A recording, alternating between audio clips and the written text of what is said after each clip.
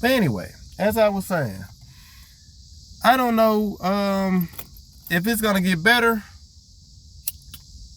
for the Dallas Cowboys with Dak Prescott getting older, and if he's gonna be like Tom Brady and just get better. I don't look like it because he ain't damn sure ain't as healthy. But assuming how this team is running, this team ain't gonna sniff a Super Bowl or NFC Championship, and in a minute they're gonna be missing the playoffs consistently. I'm telling you, consistently, for a lot of different reasons. And a lot of reasons ain't even just football reasons. Players ain't gonna want to play there because they not gonna want to. Eventually, people gonna get tired of wanting to sit and playing for an organization that only care about headlines and not being mediocre, regardless of what that star means. That star don't mean nothing if y'all ain't trying to be good. If y'all just want to deal with what he's putting up with just because he's Jerry. I just feel like you have no integrity besides making money. And it's cool to love football and you playing football for the Dallas Cowboys and that means something to you. But if that really means something to you, when you want to play for them and where you're able to help them actually succeed in winning a championship. And now a lot of people will look at that and be like, well, I'm not the one signing the check, so I can only do my part and try to play. That's cool. That's understandable. But just understand that you're wasting your prime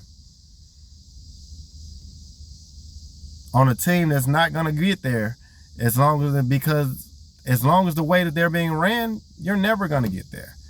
No matter how much you love playing football.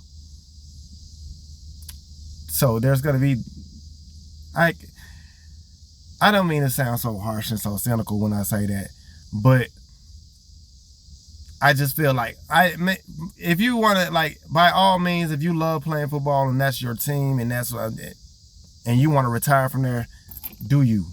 All glory to God too. You made it to the NFL. I didn't. You know what I'm saying?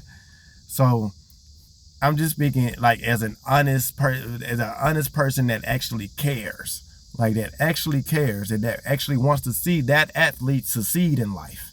Even though they've already succeeded because they made it, but I want to see that athlete win championships. That is just my advice to that athlete. That's all.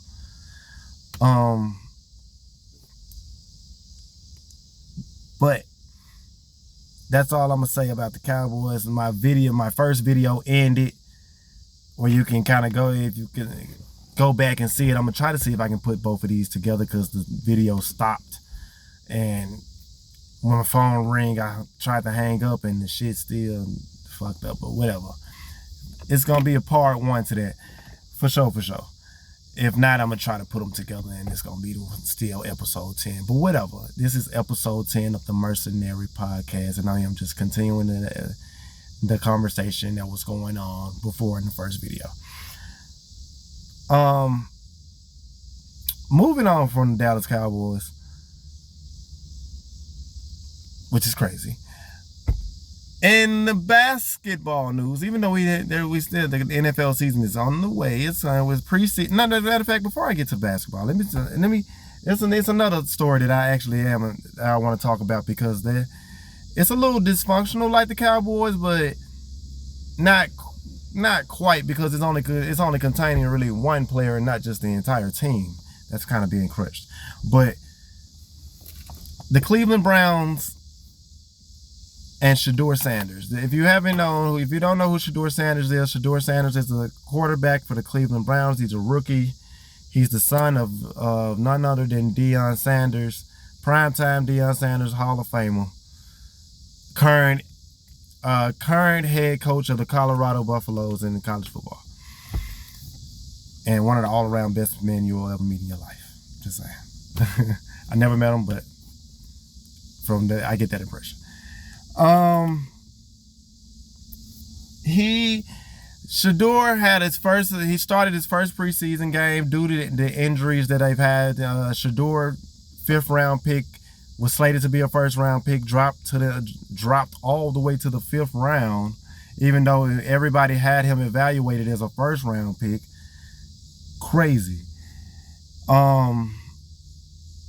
he was number 4 on the depth chart behind Joe Flacco, Kenny Pickett, and believe it or not, Dylan Gabriel, the rookie that they drafted ahead of him in the 3rd round out of Oregon.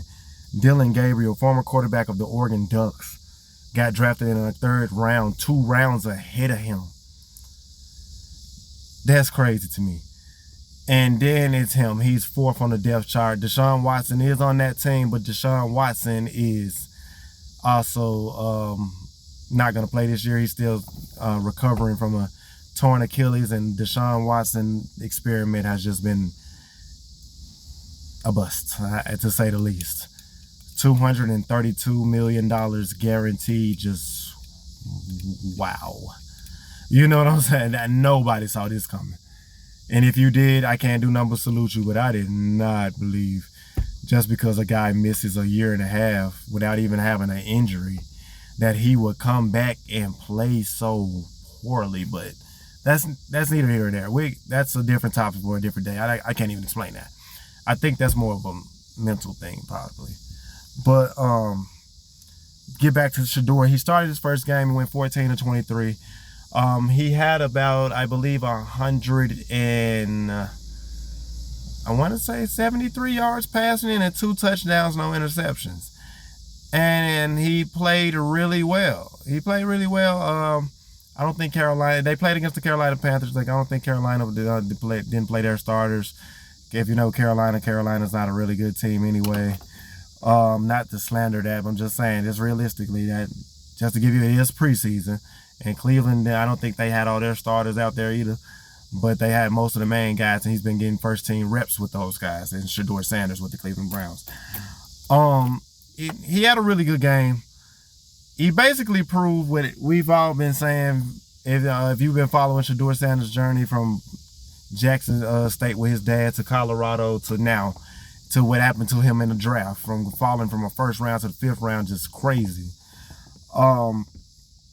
He proved what we all know, not even just fans, not even just fans of Shedeur, but football fans that know football. Like, that dude can play football. He's accurate. He's, you know what I'm saying? He stands in the pocket. He reads the defense. He goes through his progressions from 1, 2 to 3, from X, Y, and Z. You know what I'm saying? Sometimes I think he had more of a problem where his clock was going a little bit too slow and he didn't speed the pace up. But that was really about it for me. He was deadly accurate, has a nice arm, and he made really good decisions. He's a good decision maker because he read the defense and he's highly prepared. Good young man, like, he humble.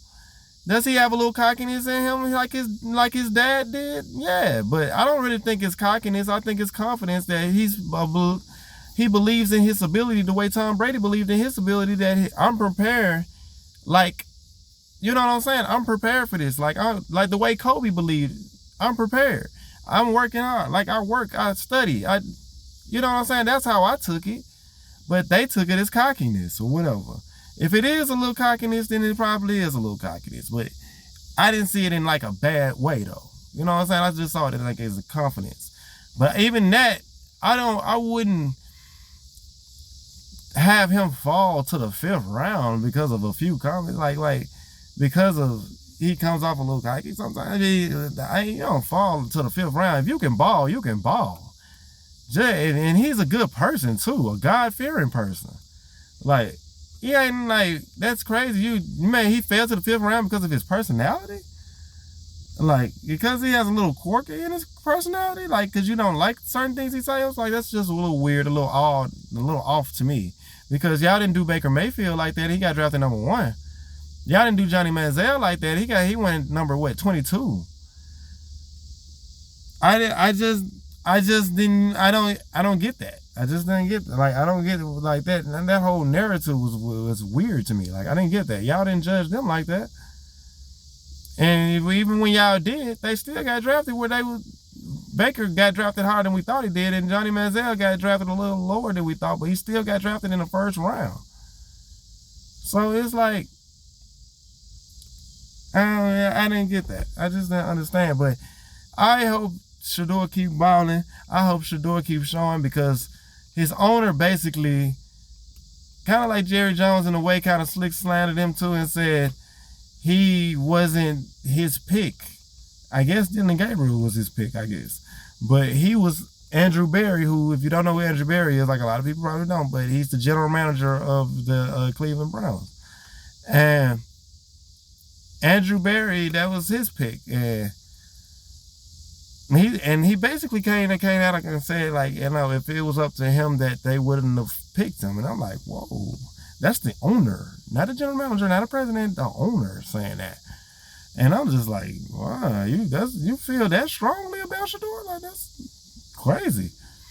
I would love to have a guy like that on my team, especially if they know he can ball. Like, he got that dog in him. That's what you should need. If y'all call yourself the Dogs, y'all supposed to go get that guy. Go get that guy in the first round. And even if he did fall to the second round, you're supposed to get him in the second round. Like, don't wait till the fifth and then draft another quarterback ahead of him. Is insane. That's insane. But anywho, guy got the last say. So at the end of the day, he started the game because Joe Flacco had to have a hamstring. He suffered from a pulled hamstring. Dylan Gabriel, I think the same, had a hamstring issue, and Kenny Pickett got hurt as well. So they need quarterbacks. Their quarterbacks is hurt. They have 4 total quarterbacks that's hurt. That's crazy. And so he's starting because he basically has to, but it's also a blessing in disguise because he can, if he keeps continuing to play well, he's gonna have to force a conversation and say, well, he's the best quarterback we got. We have no choice but to start him. And that's telling you, God work in mysterious ways, bro. God work in mysterious ways. All the time. Like, Shedeur is just taking it. He's just taking it in stride and just going with it. And I love, he said he wasn't, it was kind of crazy. He said he wasn't nervous because, why? He was prepared. You know what I'm saying? He was prepared. And you don't hear a lot of rookies say that they're not nervous because they, you know what I'm saying? He said he was just, like, it's just more excited than anything, like more ready to, you know what I'm saying, for it. And that's the kind of guy that you should have as a leader. Like, he just, that, you know what I'm saying? He's taking the initiative to bring that competitiveness. You know what I'm saying? And don't look at it as a cockiness. Look at it as a good thing. And I just thought that was crazy. But shout out to Shedeur. I think he's going to go on to do great things. I do think he's a starting quarterback. He belongs in this league. I do think he's going to eventually become the starting quarterback of the Cleveland Browns. And I do believe as long as he stays healthy, he should stay the starting quarterback of the Cleveland Browns because he is that good and he does have that much potential. And if you can build around him, I guarantee you, he can get you to the playoffs. He can get you to the playoffs. And he's going to play up to his standard. If he can control it, which he always does, he's going to play up to his standard. So, but I'm excited for the football season. It's about to start. Coming up in about, I think, a little over 3.5 weeks. I can't wait. And that, we got a lot of other football. There's a few other few things, football things on, but we ain't got enough time. We'll talk about that in a minute. But let's get into some basketball now. Now I can finally get into some basketball. The schedule dropped. The NBA schedule officially dropped. We got a lot of games. The Christmas Day games were exposed. They showed us. I don't know why I'm on my mouth right now, but I'm a little high. The Christmas Day games schedule dropped. We have a lot of good. I think we have about 5 games on Christmas, and I believe Giannis versus the Knicks is gonna be on Christmas. Victor Wembanyama going up against Chet Holmgren on Christmas, I believe. So it's a couple good games on Christmas. So I'm excited for that. Opening night, though. Let's talk about this. Let's talk about it. In the words of the great Trick Williams. If you don't know what Trick Williams is, go watch NXT and TNA. He is your reigning TNA champion, your reigning Trick-and-A champion. Trick Williams, let's talk about it. We'll start talking about some WWE over here. I don't care if y'all don't like it or not. I love it. I love it. It's been part of my life just as long as sports has. And even longer than music. For real. Let's talk about it. Night one, opening night, we're going to have the Houston Rockets, led by newly acquired Kevin Durant, going up against the reigning, defending, and speaking of Chet Holmgren, NBA champions Oklahoma City Thunder, led by Shai Gilgeous-Alexander and the aforementioned Chet Holmgren. And let me just say, as a basketball fan, that is a game that you want to see. I do believe Oklahoma City should win that game. But that is a game you should want to see, and it's in Oklahoma City. You have talk about story. You have a reigning Oklahoma City champion at home opening up against the Houston Rockets and the great Kevin Durant, the former all-time great for the Oklahoma City Thunder, the former face of the franchise, the last guy to lead the Oklahoma City Thunder to the NBA championship. I mean, they didn't get to the NBA championship, but to the NBA Finals and lost to the Heat. The Kevin Durant going now with the Houston Rockets, who are supposed to be contenders. This is going to be a big test for the Rockets immediately, who's supposed to be contenders for the championship. I do believe that I like the pieces they got on paper. I do think the Rockets have been one of the best teams so far in the offseason. As far as acquiring moves, not just Kevin Durant, but I think they're gonna be in pretty good shape coming up for this upcoming season. I think I'm interested. I'm excited to see how that works. I'm excited to see how that looks. And I know it's gonna take some time. I do expect Oklahoma City to win that game, only because I do expect it to take some time for the Houston Rockets to officially get it all together. But boy, the story behind it, the way I don't know if the crowd I think the crowd gonna boo. I think the crowd is gonna boo Kevin Durant, and I don't want them to boo Kevin Durant because I love me some Kevin Durant. I love me some easy money sniper. Real talk, one of my favorite players in the league, by far, been one of my favorite players for years now. Man, the story of the guy who not only Shai Gilgeous-Alexander winning MVP, but winning the championship and finals MVP, going against the former face of the franchise, the guy who's going to be a future first ballot Hall of Famer, the first Oklahoma City MVP, Kevin Durant. Opening night, the NBA got some pettiness to him, and I kind of like it. I really like it because that's a lot of story. You can't ask for nothing better than that. You can't. You can't ask for nothing better than that. That's lit. We got a lot of other games. It's a few other notable games. I think, like I said, I think I saw the Milwaukee Bucks game. I'm trying to remember because I didn't quite see all the games, but I gotta check the schedule and see what's happening. But that was one of the most. Oh, and Anthony Davis returning to Los Angeles, hopefully fully healthy for the first time. That is also going to be a big game. Anthony Davis traded to the Dallas Mavericks for Luka Doncic in a crazy trade. Craziest trade of all time. Woke up out my sleep in the middle of the night, seen that on my phone and thought it was like fake. I seen it on Facebook and thought it was fake because I seen another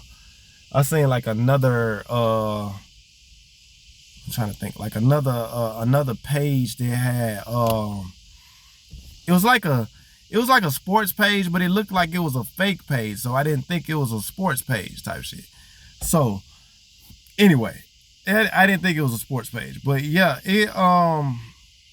I saw it and liked it. Like when I looked at it, I was like, Anthony Davis traded for Luka Doncic. I'm like, whatever. No way. Whatever. Yeah. I'm finna go back to sleep. That was fake. Cause I went to the page. I'm like, dang, it don't look like a fake page. It's almost look legit, but it might still be a fake page. They just trying to make it look like a sports page. But it looked kind of legit. But I'm like, still cap. I go to YouTube, ESPN, breaking news. Luka Doncic traded for Anthony Davis. And I immediately, this real? Lost my mind. 2 o'clock, dude, like I was 2 o'clock in the morning, just randomly. I went to sleep. When I went to sleep, I took a little nap. I was playing a game, took a little nap in between, woke up from my nap, and everything was just turned upside down. I was like, whoa. Felt like I was in the Twilight Zone. Crazy. But anyway, Anthony Davis returning to Los Angeles for the first time. He didn't get the chance to play when he returned this past season in back in, what was that, around April, because he was hurt and recovering from a hip, I believe a hip injury. I believe it was a hip flexor or something like that, a hip injury, an ab injury. And hopefully he's healthy when that game comes around, and I want to see Anthony Davis cut up. Because Anthony Davis, all he was begging for is, I need a big man because I don't want to constantly play center. I want to play the 4 where I know I'm naturally good and I can dominate there. And you trade me? Now it be it. A lot of people will trade. I'm just going to be honest. A lot of people, I'm not saying that nobody wouldn't, trade Anthony Davis, 31, 32 years old, for Luka Doncic, 25, now 26 years old. Superstar. Both superstars, but Luka Doncic is like top 5 right now. Anthony Davis is not too far behind. Anthony Davis, when healthy, is like top 8. He's not too far behind. But you just don't see those kind of trades.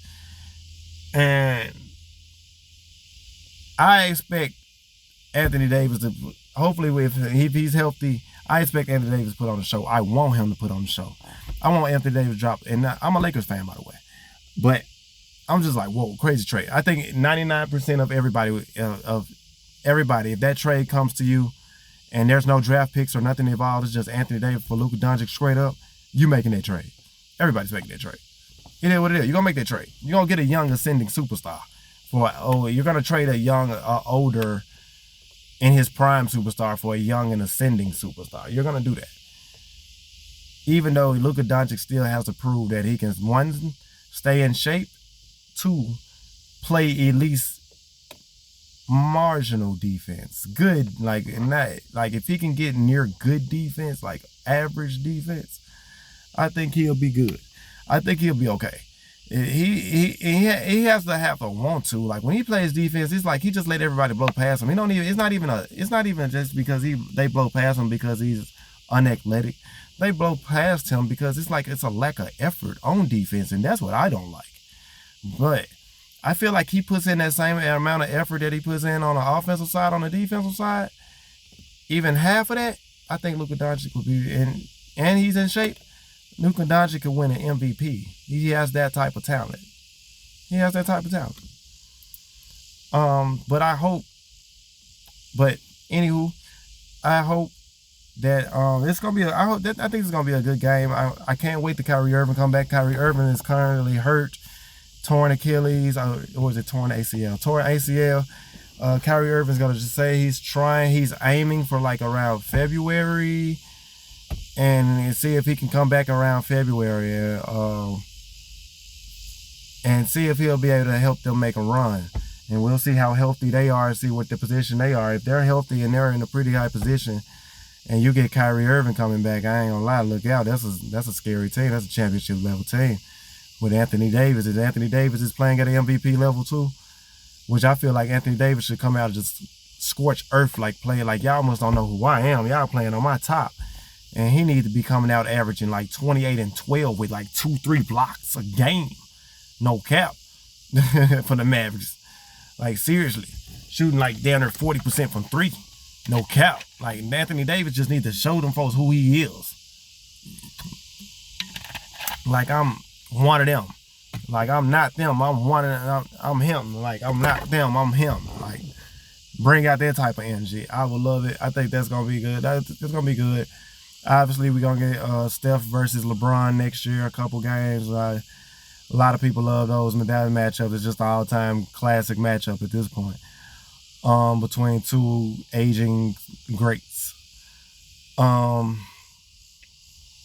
It's a lot. Like the NBA season, I'm excited. I'm ready for it. Even though the NBA season comes around when the season starts to change, and I start to get upset because it's about to get cold outside. I hate when it's cold outside. I'm a true summer baby. I hate when it's cold outside. But the NBA and the NFL keep me going. It keep me going through the cold, and I be loving it every second of it because I can't stand when it's outside. I hate being outside. I hate being outside when it's cold. I hate it. I just absolutely hate it.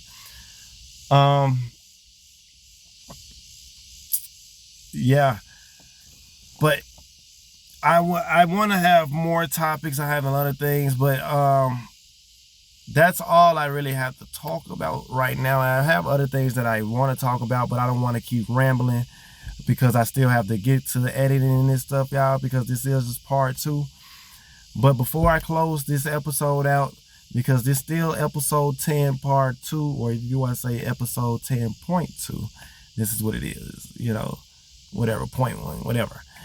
I cannot close. I have to start and end every episode the same way, and that's by giving thanks to my sponsor, your sponsor, our sponsor, God. Because without him, none of this would be possible.